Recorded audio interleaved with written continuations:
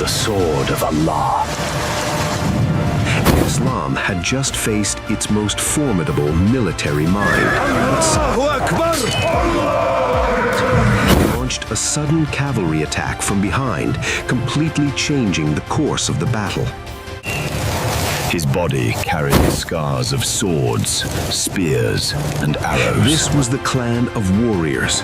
A small group of archers had left their position. 3,000 Muslims against an army of over 100,000. 3,000 against 100,000. From the gates of Mecca to the fields of Yamama, the sword of Allah led his forces through the dust of battle. There are warriors who are remembered for how they died.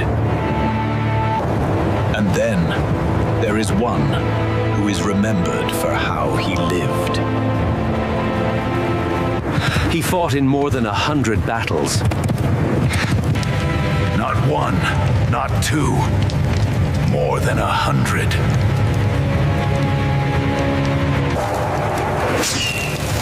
His body carried the scars of swords, spears, and arrows. And yet, when death came to him, We did not come on the battlefield.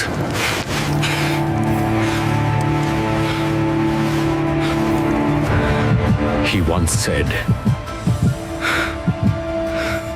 "In my hand." 9 swords were broken in battle.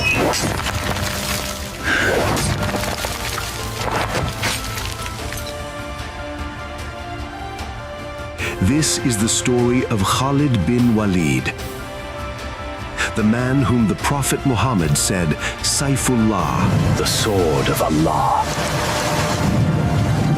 Khalid bin Walid was not an ordinary man. He was born into Banu Makhzum, one of the most powerful and respected clans of Quraysh. This was the clan of warriors, the generals, the military minds, the strategists of Mecca. From a young age, Khalid was trained for one purpose: war. Horse riding, sword fighting, battle formations. He did not just fight with strength, he fought with intelligence. Even before Islam, he was already known as a military genius. And history would soon witness that genius. At the Battle of Uhud, Khalid bin Walid was still an enemy of Islam. The Muslims had the upper hand. Victory seemed certain. But Khalid noticed something others did not.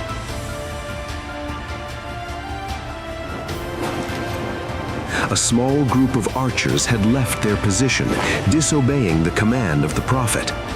Khalid seized the moment. He launched a sudden cavalry attack from behind, completely changing the course of the battle. That single move turned near victory into a painful loss. This moment proved one thing beyond doubt. Khalid bin Walid was not just brave, he was dangerously strategic. And Islam had just faced its most formidable military mind. But something began to change. Khalid watched Islam grow stronger. He saw the truth spreading despite persecution, war, and sacrifice. Eventually, his heart opened. Khalid bin Walid embraced Islam. When he stood before the Prophet Muhammad, the Prophet said, "All praise is due to Allah who guided you. I always knew a man with your intellect would eventually come to Islam." From that moment on, Khalid's sword would no longer rise against Islam. It would rise for it. Soon after accepting Islam, Khalid faced his first great test, the Battle of Mu'tah. 3,000 Muslims against an army of over 100,000. 3,000 against 100,000. One by one, the Muslim commanders fell as martyrs. The army was on the brink of destruction. That day, Khalid bin Walid took command. Through swift maneuvering, strategic formations, and tactical withdrawals, he did something unheard of. He saved the Muslim army from annihilation. When the survivors returned to Medina, people initially criticized them, but the Prophet declared, they did not flee, they regrouped. And Khalid is Saifullah, The sword of Allah. From that day forward, history would call him by this name.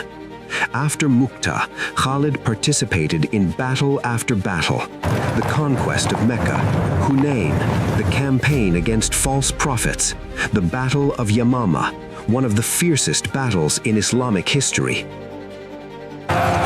From the gates of Mecca to the fields of Yamama, the sword of Allah led his forces through the dust of battle.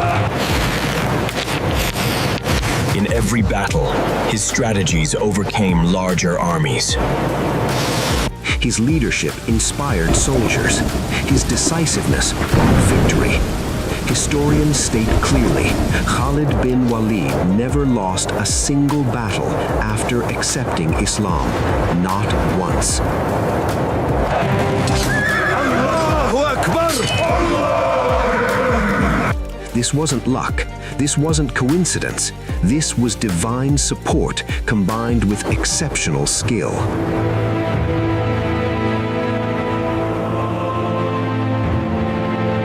Towards the end of his life, Khalid reflected on his journey. He said, I participated in so many battles seeking martyrdom, and there is no part of my body except that it has been struck by sword, spear, or arrow. And here I am, dying on my bed like a camel. And here I am, dying on my bed like a camel. Let the eyes of the cowards never sleep. When he spoke of 9 swords breaking in his hands, he was describing the intensity of close combat. Sword after sword cracked, chipped, or snapped under the relentless force of battle. Not out of rage, but out of persistence. This was not brutality, this was endurance. Perhaps the most painful test of Khalid's life was not the battlefield. It was his deathbed. The man who chased martyrdom was denied it. Why? Because Allah honored him differently. Some are honored by dying for Islam. Others are honored by living for it. Allah preserved Khalid so Islam could survive through him. Victory after victory, stability after chaos, that was his role. Despite all his victories, Khalid was once removed from military command, not because of failure, but to teach the Ummah that victory comes from Allah, not individuals. Khalid accepted this without rebellion, without resentment. He continued fighting as a simple soldier. That is the true measure of greatness. We strike at dawn. The Byzantine line is weakest on the left flank. Maintain formation and await my signal. Power without arrogance, leadership without ego, faith without conditions. Khalid bin Walid did not conquer lands for fame.